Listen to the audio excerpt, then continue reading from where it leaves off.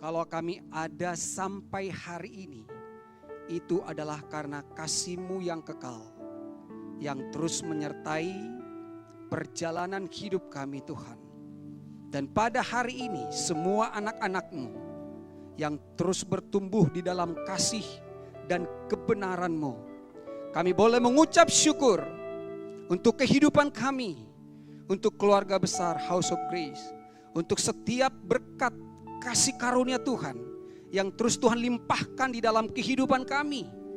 Sehingga apapun keadaan kami tidak fokus kepada apa yang kami lihat, tapi kami fokus kepada Kristus yang selalu mengasihi kami dan selalu ada bagi kami, mengangkat kami, memulihkan, memberkati, menyembuhkan, dan terus menyertai kami sampai selama-lamanya. Dimanapun anak-anak-Mu yang boleh mendengarkan kabar baik ini Tuhan, Tuhanlah yang memberkati kami semua. Di dalam nama Yesus kami berdoa dan mengucap syukur. Amin. Haleluya. Tuhan Yesus baik, sangat baik. Kita ada sampai hari ini semua karena anugerah Tuhan, karena kasih karunia Tuhan. Berbahagialah semua anak-anak Tuhan yang sudah mengenal anugerah Tuhan dalam hidupnya. Kami juga menyapa Bapak Ibu Saudara yang terkasih yang bisa menyaksikan melalui live streaming dimanapun Bapak Ibu boleh mendengarkan kabar baik ini. Kita sama-sama diberkati oleh Tuhan. Dan hari ini juga adalah hari yang spesial buat kita ya. Hari yang terberkati karena hari ini juga kita sekaligus merayakan dan bersyukur untuk ulang tahun House of Grace. Dan Tuhan yang memulai, Tuhan akan meneruskan dan menyelesaikan sampai pada akhirnya. Sehingga tema kita hari ini adalah mengucap syukur dalam segala hal. Mengucap syukur dalam segala hal. Apakah mengucap syukur ini hal yang mudah atau sulit? Tergantung. Mudah kalau keadaannya semua baik. Sulit kalau keadaannya serba tidak jelas. Tetapi kenapa firman Tuhan mengatakan mengucap syukur dalam segala hal? Itu tidak tergantung kepada keadaan kita. Tidak tergantung kepada situasi kita. Tapi di dalam segala hal kita mau mengucap syukur di dalam 1 Tesalonika 5 ayat 18. Mengucap syukurlah dalam segala hal sebab itulah yang dikehendaki Allah di dalam Kristus Yesus bagi kamu. Jadi ada satu kehendak Bapa yang sempurna di dalam Kristus Yesus bagi kita. Mengucap syukur dalam segala hal. Kita masuk kepada poin yang penjelasan pertama dulu. Mengapa anak Tuhan susah mengucap syukur? Karena ini berbicara kepada orang-orang percaya, bukan orang yang belum percaya. Tapi kenyataannya masih banyak anak-anak Tuhan susah mengucap syukur. Kenapa? Jawabannya adalah karena mereka tidak mengenal Tuhan dengan benar. Sehingga mereka tidak bisa mengucap syukur.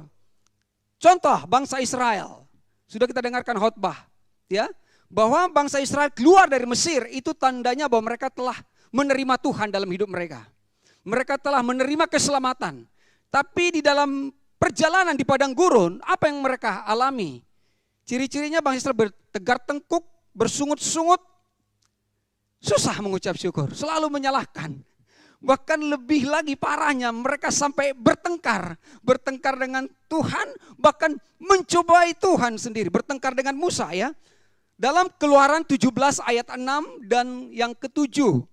Maka aku akan berdiri di sana, di depanmu, di atas gunung batu di Horeb. Haruslah kau pukul gunung batu itu, dari dalamnya akan keluar air sehingga bangsa itu dapat minum. Demikianlah diperbuat Musa di depan mata tua-tua Israel.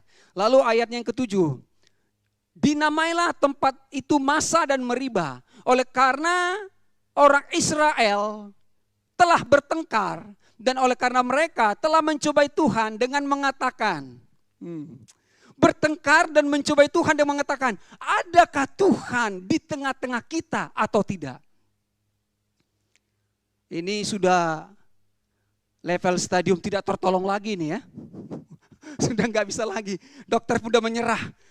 Nah, sampai mereka berkata, adakah Tuhan di tengah-tengah kita atau tidak? Ini bukan sekedar tegar tengkuk, bukan sekedar bersungut-sungut.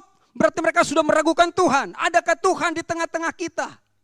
Sampai sebegitunya bangsa Israel mempertanyakan. Jadi kalau misalnya sampai di antara anak-anak Tuhan mempertanyakannya begini, itu udah parah ya. Masih adakah Tuhan? Dan itu faktanya, kalau memang Tuhan ada, kenapa situasi ini seperti ini? Kalau memang Tuhan ada, kenapa masalahku tidak selesai? Kalau memang Tuhan ada, kenapa dia tidak menjawab doaku? Semua banyak pertanyaan. Jangan sampai kita seperti bangsa Israel ini, mempertanyakan Tuhan. Bukan Tuhan yang dipertanyakan, kita yang dipertanyakan. Adakah kita percaya kepada Tuhan? Adakah kita mengenal Tuhan? Ya, sehingga dijawab di dalam slide berikutnya dalam Ulangan 31 ayat 6. Ini hanya pengantar saja bagaimana keadaan orang-orang yang tidak mengerti mengucap syukur. Adakah Tuhan di tengah-tengah kita atau tidak? Ulangan 31 ayat 6 menjawab, kuatkan dan teguhkanlah hatimu, jangan takut dan jangan gemetar karena mereka. Nah, sebab Tuhan Allahmu dia yang berjalan menyertai engkau. Jadi pertanyaan tadi sudah terjawab. Adakah Tuhan di tengah-tengah kita di masa sulit, di masa-masa yang benar-benar tidak menentu? Tuhan dialah yang berjalan menyertai engkau. Perjalananmu tertatih, perjalananmu berat, tapi Tuhan menyertai. Dan Ia tidak akan membiarkan engkau. Tuhan tidak pernah membiarkan kita. Dan juga dikatakan bahwa Tuhan tidak akan meninggalkan. Dia menyertai, Dia tidak akan meninggalkan dan tidak membiarkan. Berarti Tuhan selalu ada bagi saudara dan saya. Dia bukan hanya ada di tengah-tengah kita, tapi Dia ada di dalam kita. Amin. Tuhan ada di dalam kita. Pertanyaannya, setelah Tuhan ada di dalam kita, maukah kita hidup di dalam Tuhan? Karena bangsa Israel ini sudah menerima Tuhan, tapi mereka tidak mau hidup di dalam Tuhan. Mereka hidup mengikuti kehendaknya sendiri. Nah, inilah orang-orang yang tidak bisa mengucap syukur. Dan Paulus yang mengatakan di dalam surat 1 Tesalonika tadi, dia juga menjelaskan kembali perihal bangsa Israel yang mengalami perjalanan di padang gurun untuk menuju tanah Kanaan, tanah perjanjian, tapi tidak sampai ke sana. Ya, kita sudah mendengarkan khotbah Pastor Maria tentang tanah perjanjian. Jadi saudara dan saya hidup di tanah perjanjian itu, hidup di dalam kerajaan Allah. Kita sudah mendengarkan juga tentang bagaimana hidup dalam Tuhan. Nah, di sini dikatakan bahwa bangsa Israel itu, di slide berikutnya, telah minum dan makan dari makanan rohani yang sama.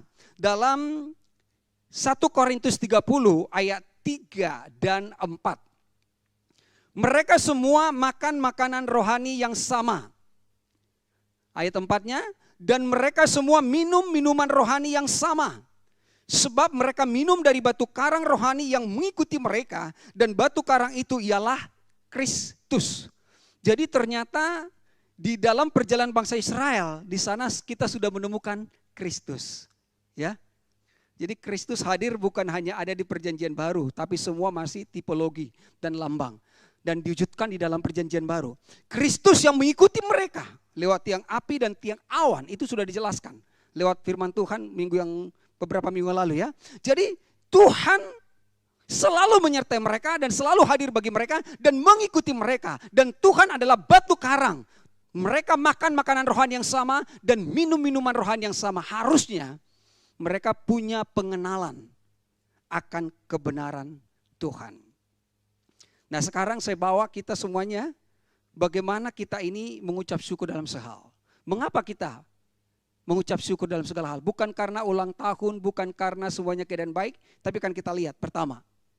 3 poin saja. Yang pertama, mengapa kita mengucap syukur dalam segala hal? Karena Tuhan itu baik bagi kita. Tadi kan, Tuhan Yesus baik, Tuhan Yesus baik. Itu terjemahan nana-nananya. Kalau cuma nana-nana nggak ngerti orang. Tuhan Yesus baik, Tuhan Yesus baik ya. Jadi saudara, kenapa kita mengucap syukur? Kita mengucap syukur dalam segala hal. Pertama, karena kita tahu bahwa Tuhan itu selalu baik dan selamanya baik bagi kita. Karena ada orang mengaku Tuhan itu baik, ya bagi pendeta.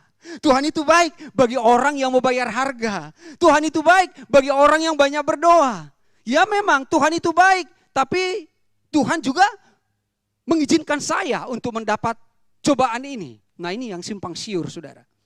Jadi mengucap syukur dalam segala hal karena kita tahu bahwa Tuhan itu selalu baik dan selamanya baik. Nah, tidak ada ruang yang tidak baik dalam hidup Tuhan. Jadi Tuhan itu adalah baik, selamanya baik dan selalu baik. Itu sebabnya Daud di tengah pergumulan situasi, bahkan di saat Saul hendak membunuh Daud, Daud masih bisa berkata di dalam Mazmur, bahkan di kitab Tawari, saya angkat cuman satu Tawari 16 ayat 3a, bersyukurlah kepada Tuhan sebab ia baik. Jadi alasan kita bersyukur yang pertama, sebab Tuhan baik. Sebab Tuhan baik.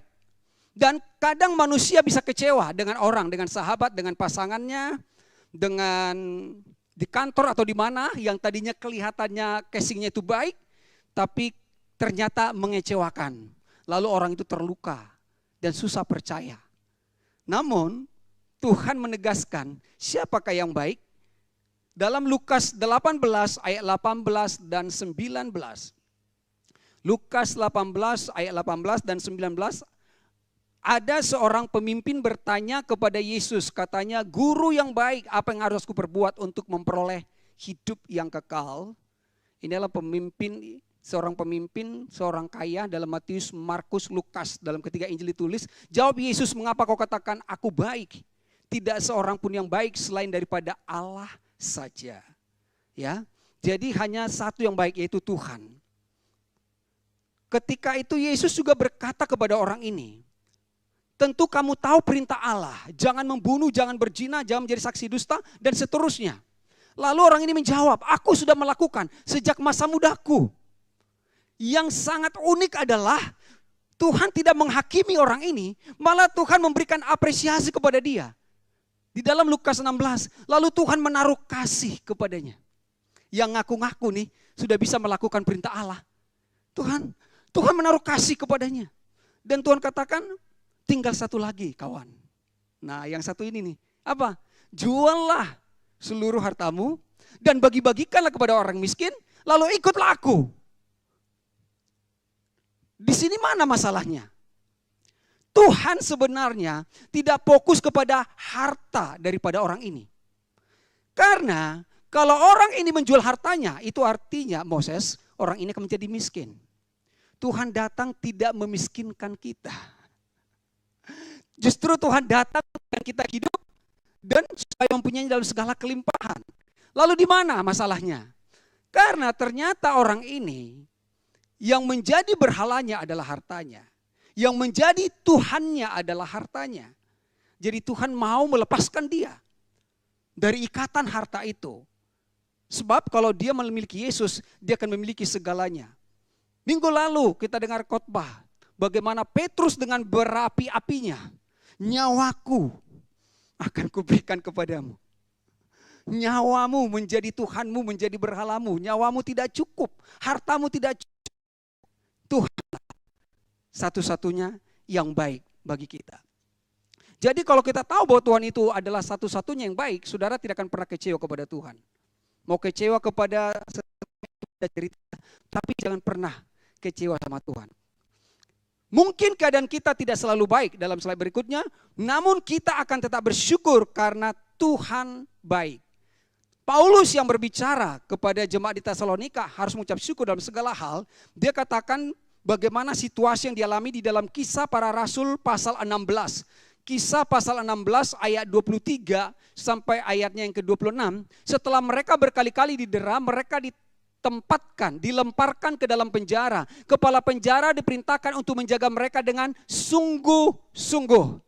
Sesuai dengan perintah itu, kepala penjara memasukkan mereka ke ruang penjara yang paling tengah dan membelenggu kaki mereka dalam pasungan yang kuat. Lalu apa yang mereka lakukan? Ketika Paulus mengalami masa-masa yang tidak baik ini. Tetapi kira-kira tengah malam, di kejauhan malam, di puncak masalah yang terberat. Kalau manusia sudah putuslah segala harapannya. Tetapi kira-kira tengah malam Paulus dan Silas berdoa. Ada dua hal, berdoa dan menyanyikan puji-pujian kepada Allah. Dan orang-orang hukuman lain mendengarkan mereka. Jadi apa yang saudara lakukan? di tengah keadaan yang tidak baik dan tidak menentu. Apakah saudara bisa bersyukur? Apakah saudara bisa berserah kepada Tuhan?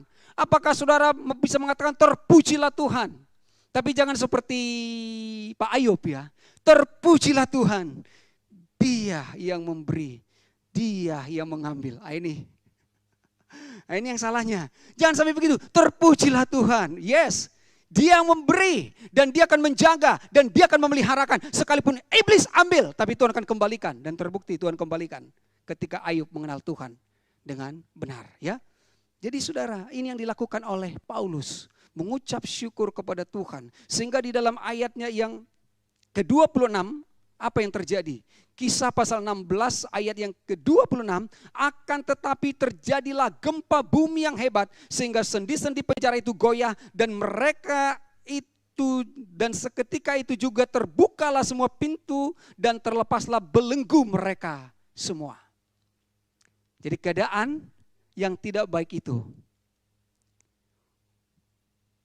Tuhan yang mengubah, bukan Paulus.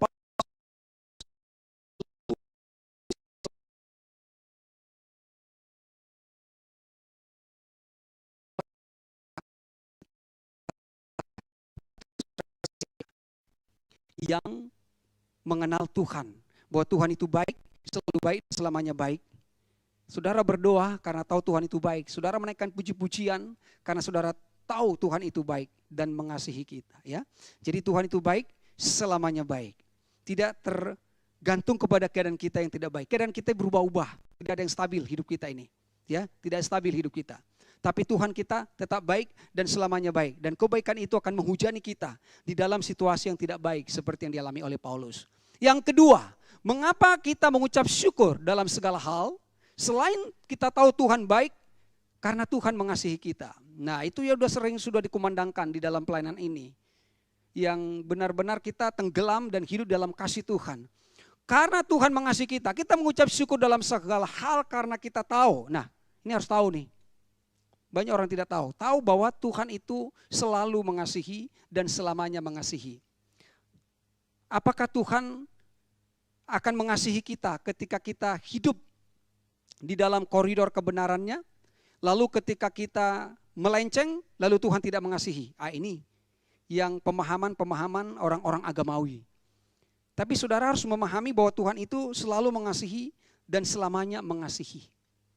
Seorang Nabi Yeremia ini perjalanannya pilu ya. Meratap terus kerjanya. Sehingga setelah Yeremia muncullah ratapan. Sekiranya ada air pancurannya demikianlah matanya terus menangis. Kehidupannya udah dikhotbahkan juga itu ya. Sampai mereka mengerti bahwa rancangan Tuhan bagi mereka itu rancangan damai sejahtera. Ya, Yeremia berkata di dalam Yeremia pasal yang ke-31 ayat 3. 31 ayatnya yang ketiga. Yeremia ya. Dan dari jauh Tuhan menampakkan diri kepadanya, aku mengasihi engkau dengan kasih yang kekal. Sebab itu aku akan melanjutkan kasih setiaku kepadamu. Jadi garis bawahi, saudara yang terkasih, Tuhan mengasihi kita dengan kasih yang kekal. Bukan kasih sementara, karena banyak jenis kasih ya. Kasih yang kekal itu kasih agape, bukan kasih storge, philia, eros. Nah, jadi Tuhan mengasihi kita dengan kasih yang kekal. Apa artinya kasih yang kekal itu, saudara? Kasih yang kekal itu artinya sederhana, tidak bertambah. Tidak bertambah. Jadi sobatku jangan berpikir ketika kita melayani di sini, maka kasih Tuhan bertambah kepada kita. Ketika saudara besok harus kembali kepada pekerjaan, waduh pekerjaan ini kayaknya bisnis ini juga rada-rada ini. Kayaknya Tuhan gak mengasihi saya lagi. Tidak. Kasih Tuhan tidak bisa bertambah. Yang kedua, kasih Tuhan juga tidak bisa berkurang. Nah, keadaan saudara seperti apa? Tuhan gak akan pernah bertambah kasihnya dan tidak akan pernah berkurang. Karena kasihnya kekal. Itu gak bisa dikali-kalikan saudara ya. Betapa dalam, betapa lebar, betapa tinggi, betapa luas. Matematika kita Moses cuma 3, panjang kali lebar kali tinggi. Gak ada lagi kali dalam dan segala macam. Nah, gak bisa dihitung ya. Jadi kasih kekal itu tidak bertambah, tidak berkurang. Terus tidak berubah. Nah, tidak berubah. Kalau kasih manusia bisa berubah? Bisa lah. Iya kan? Seperti istri Ayub. Wow, itu benar-benar sayang banget sama suaminya ketika semuanya serba beres. Ya kan? Semuanya harta melimpah, anak-anak. Waduh, istilahnya saudara, kalau orang Medan ada uang, abang sayang. Tidak ada uang? Nah, udah. Dibahas nanti di luar aja. Jadi manusia begitu. Tapi kasih Tuhan itu tidak pernah berubah. Kasih kita bisa berubah kok. Buktinya Petrus, contoh nyata. Nyawaku kuberikan kepadamu. Aku tidak akan menyangkal engkau. Tapi buktinya dia menyangkal, meninggalkan Tuhan, saudara. Jadi kasih Tuhan tidak pernah berubah. Dan satu lagi, kasih Tuhan itu tidak berkesudahan. Kasih manusia mentok, makanya tidak bisa mengampuni, nggak bisa mengucap syukur. Sudah nggak mampu lagi. Kali ini sudah nggak bisa lagi Pak, sudah nggak bisa lagi dipertahankan. Terus ya udah, lebih bagus berpisah daripada kita semakin terluka. Waduh, romantis banget ya. Sepertinya solusi ya, padahal itu malah petaka saudara. Ya, jadi kasih itu kasih yang kekal mengasihi saudara. Nah, kasih yang kekal itu telah tinggal di dalam saudara, tidak dipengaruhi oleh situasi saudara. Jadi jangan katakan aku kalau melakukan yang baik Tuhan semakin mengasihi saya. Kalau saya melenceng Tuhan sudah berkurang kasih kepada saya. Atau kalau saudara misalnya sudah nggak jelas lagi, waduh kasih Tuhan sudah berubah. Tidak, kasih Tuhan itu kekal. Tidak berubah, tidak bertambah, tidak berkurang, tidak berkesudahan. Nikmati dan hidup di dalamnya saudara. Ya, itulah yang Tuhan berikan kepada saudara. Sehingga kita bisa mengucap syukur. Keadaanku begini Tuhan tetap mengasihiku. Mungkin kita mengalami masa-masa sulit. Namun kita tetap bersyukur. Kenapa? Karena Tuhan mengasihi kita. Coba kita lihat di dalam Roma pasal 8 ayatnya yang ke-35 dan sampai 38. Siapakah yang akan memisahkan kita dari kasih Kristus? Nah, siapakah yang akan memisahkan kita dari kasih Kristus? Saudara, penindasan, atau kesesakan, atau penganiayaan, atau kelaparan, atau ketelanjangan, atau bahaya, atau pedang, atau COVID sekalipun. Siapa yang dapat memisahkan kita? Tidak ada. Karena kasihnya kekal. Jadi saudara jangan berputar-putar di dalam situasi yang sulit itu. Karena Paulus mengatakan hidup kami bukan karena melihat, bukan apa yang dilihat oleh mata ini yang bisa dianalisa oleh pikiran ini. Tapi kami hidup karena iman di dalam Kristus. Ya. Sebab aku yakin di dalam ayat 38 dari kitab Roma 8:38, sebab aku yakin bahwa baik maut maupun hidup, baik malaikat-malaikat maupun pemerintah-pemerintah, baik yang ada sekarang maupun yang akan datang atau kuasa-kuasa, baik yang ada di atas maupun yang di bawah ataupun sesuatu makhluk lain. Dikatakan tidak akan dapat memisahkan kita dari kasih Allah yang ada di dalam Kristus Yesus Tuhan kita. Orang yang mengenal dan mengerti kasih Allah adalah orang yang sudah memiliki Kristus dalam hidupnya. Dan orang yang sudah memiliki Kristus dalam hidupnya, itu sudah kita dengarkan dari 1 Yohanes 2:6, barang siapa berkata dia ada di dalam dia, maka dia wajib hidup sama seperti Kristus telah hidup. Ini bagi saya dulu ya, sebelum memahami kasih Tuhan, susah sekali. Saya harus hidup seperti Kristus, berarti saya harus menyangkal diri, saya harus pikul salib, saya harus benar-benar tidak bisa terkontaminasi dengan dunia ini, ya hidup seperti Kristus. Padahal sebenarnya hidup seperti Kristus itu, udah jelas kata Pastor Hongki, bergantunglah kepada kasih Tuhan. Tinggallah di dalam kasih-Nya, supaya saudara mengalami ketenangan dan damai sejahtera. Jadi ini bukan tergantung kepada perbuatan kita. Nah, tidak ada yang dapat memisahkan kita dari kasih Kristus. Kita jangan terlalu fokus kepada masalah dan situasi yang terjadi saat ini ya. Masalah-masalah kita mengurung diri, padahal Tuhan bilang Tuhan yang menyertai perjalanan saudara. Ya saya diberkati ya. Berapa kali katakan hiduplah normal. Ayo normal aja. Yang dagang-dagang, yang bekerja-bekerja, yang ibadah-ibadahlah. Ibadah aja gak apa-apa kok. Saudara pergi di mall sekarang udah mulai banyak orang kok. Masa ibadah begini takut? Saya heran loh. Katanya kasih, Tuhan kasih. Something wrong kan? Ayo bangun, bangkit. Orang kerja di kantor berjam-jam, orang pergi ke pasar juga lama loh. Orang pergi di mall ada juga jam. Lama. Saya udah lihat. Saya datang ke sini tadi sepanjang jalan ramai kayak ada pesta rakyat gitu kan. Sepanjang Kanal Timur itu saudara Bekati itu. Pak Anies nggak turun lagi tuh untuk melakukan PPKM. Saudara bukan bablas, tapi maksud saya jangan fokus pada situ. Nah kalau saya mati emang apa yang saya takutkan? Mati lebih bagus. Sorga sudah menanti, hidup yang kekal. Nggak ada lagi tagihan, selesai. Jadi sebenarnya mau hidup atau mati saya dalam Tuhan. Jadi hidup jalani saudara dengan normal karena Tuhan mengasihi kita dalam keadaan sulit apapun. Jalani aja saudara, berjalan terus. Kenapa kita takut? Karena kasih Tuhan itu nggak sempurna dalam kita. Ya, barang siapa takut dia tidak kasih dalam sempurna. Karena kasih yang sempurna melenyapkan ketakutan. Paulus mengalaminya, masa-masa sulit itu. Apa yang ditulis di kitab Roma itu dari pengalaman Paulus. Apa yang ditulis tadi dalam Korintus juga itu adalah pengalaman Paulus. Dan pengalaman bangsa Israel yang diangkat supaya kita tidak bersungut-sungut. Ya, jadi udah dua hal. Mengucap syukur karena Tuhan baik dan karena Tuhan mengasihi. Yang terakhir adalah kenapa saudara saya mengucap syukur? Nah ini kita akan kunci di sini. Mengucap syukur itu karena itu adalah kehendak Allah bagi kita. Kita mengucap syukur dalam segala hal karena itu adalah kehendak Allah dalam Kristus Yesus bagi kita. Jadi kehendak Allah di dalam Kristus Yesus bagi saudara adalah mengucap syukur. Sekali lagi, kehendak Allah dalam Kristus Yesus bagi saudara adalah mengucap syukur. Artinya saudara hidup di dalam Kristus Yesus. Hidup di dalam Kristus Yesus. Kita akan lihat contohnya langsung bagaimana Yesus mengucap syukur. Ya, mengucap syukur. Ya. Di dalam Yohanes 6 ayat 8. Yohanes 6 ayat 8, seorang dari murid-muridnya yaitu Andreas, saudara Simon Petrus berkata kepadanya, ini perihal, kita nggak baca banyak ayatnya, bagaimana Yesus memberi makan 5.000 orang. Nah di sini ada seorang anak, karena Yesus bertanya, di sini ada 5.000 orang laki-laki, kamu harus memberi mereka makan. Di mana kita membeli roti sebanyak itu?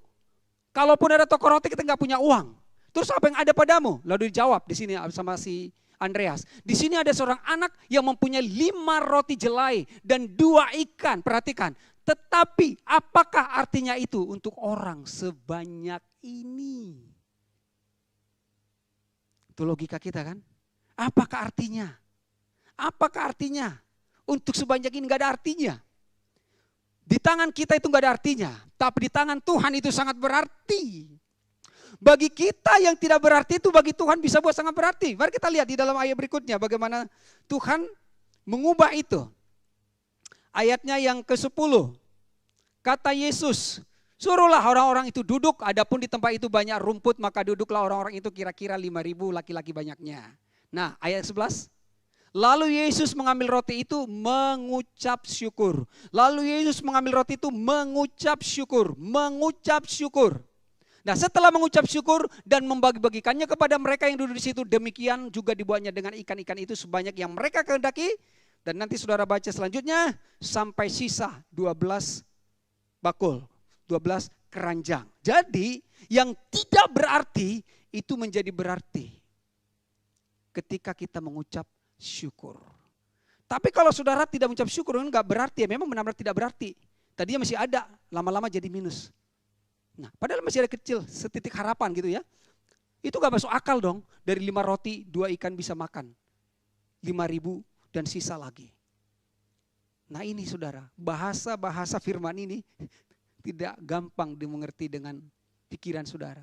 Tapi percayalah, kalau kita sudah mengenal Tuhan itu baik. Nah begini, menafsirkan firman Tuhan itu banyak sekali ya. Banyak sekali perdebatan-perdebatan, pandangan-pandangan. Lalu saya menarik kepada diri saya. Gimana ya? Karena nggak ada titik temunya. Tidak ada titik temu dari si A, si B, si C. Bahkan di satu organisasi gereja pun bisa berbeda paham. Terus gimana memudahkan untuk mengerti? Saya pribadi begini. Saya harus mengenal Tuhan itu dulu. Baru saya akan lebih mudah mengerti ayat firman Tuhan itu. Saya tahu dulu Tuhan itu baik enggak ya? Kalau saya tahu Tuhan itu selalu baik, oke. Tuhan itu selalu mengasihi, oh ya.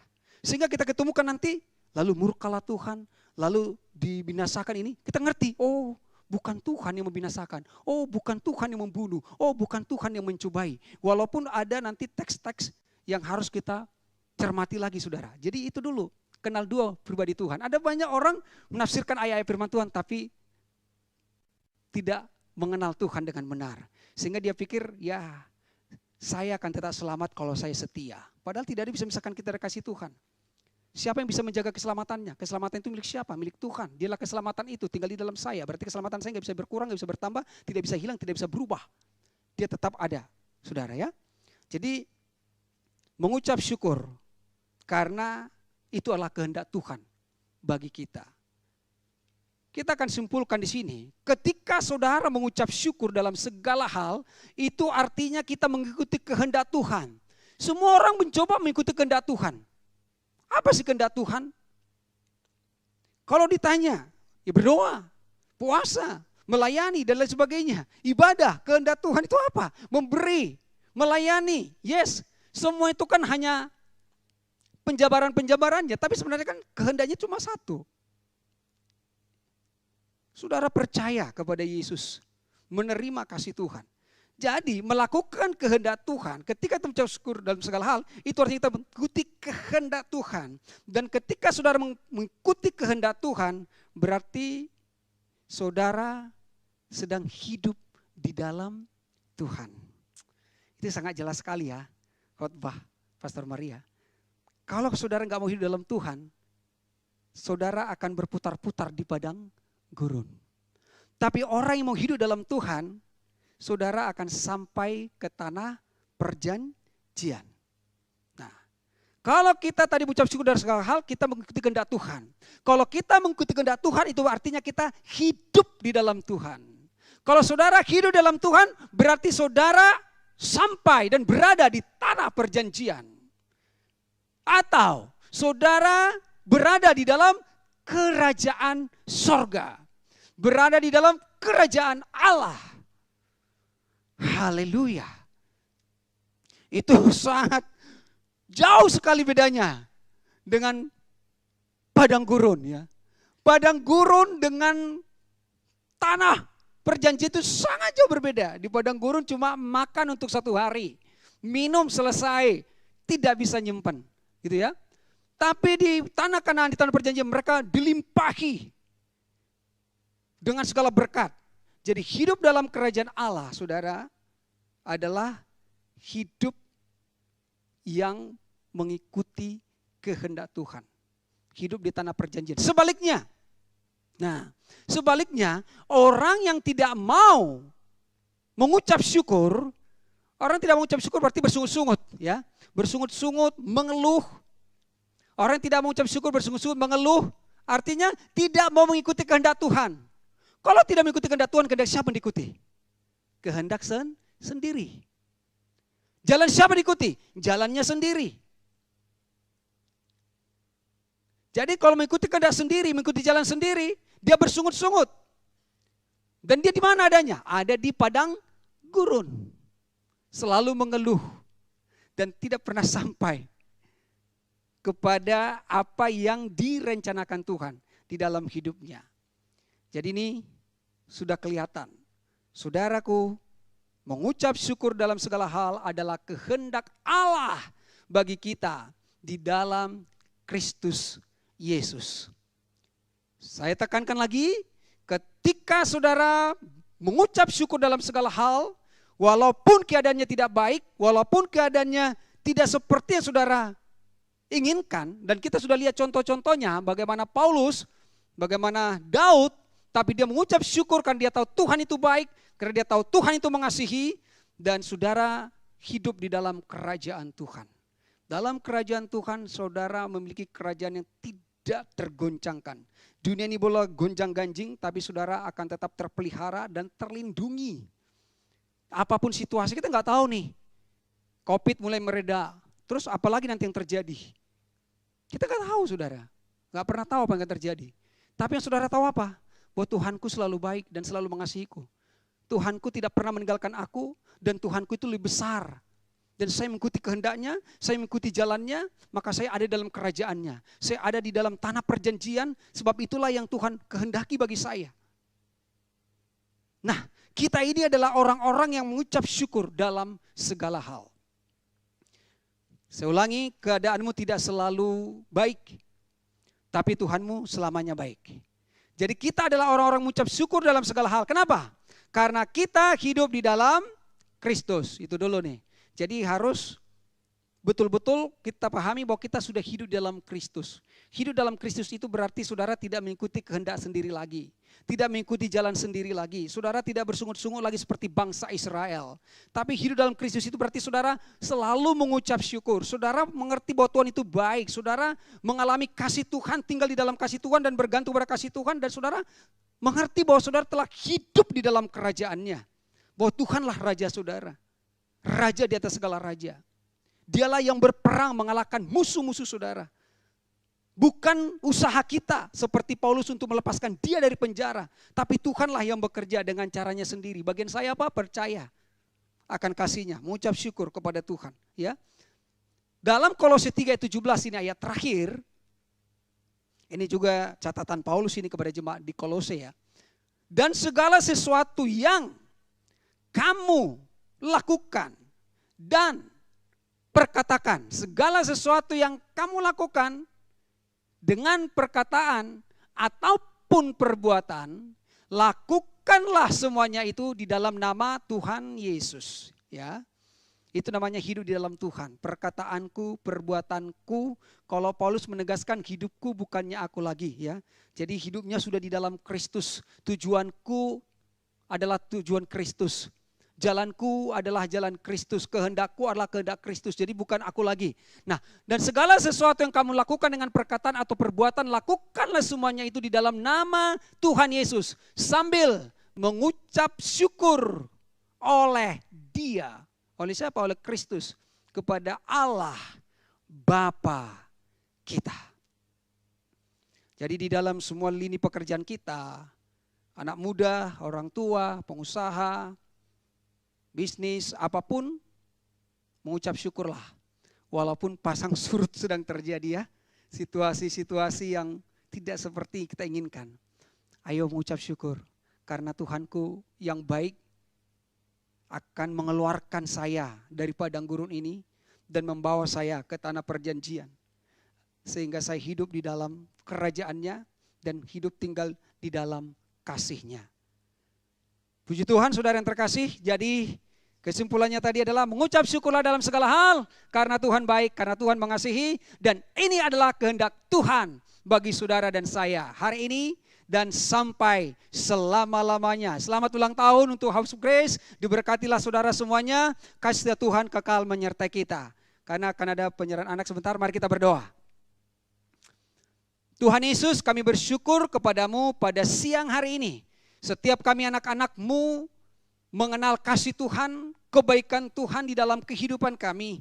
Dan kami tahu bahwa kasih-Mu adalah kekal sampai selama-lamanya. Kami hidup di dalam Kristus. Kami tinggal di dalam kasih-Mu, kami mengikuti kehendak-Mu. Karena kami bisa mengucap syukur dalam segala hal. Karena kami tahu Tuhan, hidup kami bukan karena apa yang kami lihat dengan mata kami ini. Tapi karena apa yang kami percayai, apa yang telah disediakan. Dan yang telah dikerjakan oleh Kristus bagi kami dengan sempurna. Engkau telah membawa kami ke tanah perjanjian. Hidup di dalam kerajaan-Mu sendiri. Sehingga anak-anak-Mu ini terus ada di dalam berkat dan kasih setia-Mu. Terima kasih untuk ulang tahun gereja ini Tuhan, House of Grace. Terus dibawa Tuhan di dalam kasih-Mu itu yang sempurna. Bertumbuh dan memuliakan Tuhan. Setiap keadaan kami Tuhan yang menolong. Sekiranya kami mengalami masa sulit dan masa-masa yang tidak baik, keadaan-keadaan yang tidak baik, seperti yang sudah kami dengarkan tadi firman-Mu, pengalaman Paulus, pengalaman Daud, tapi di sana kami akan katakan sebab Tuhan baik, bahwasanya untuk selama-lamanya kasih setianya. Tidak ada alasan untuk kami tidak bersyukur, karena alasan kami bersyukur bukanlah karena kami, diri kami. Alasan kami bersyukur adalah karena Tuhan, karena Tuhan selalu baik dan selamanya baik, karena selalu mengasihi dan selamanya mengasihi. Terima kasih Bapa, dalam nama Tuhan Yesus Kristus kami berdoa dan mengucap syukur. Amin.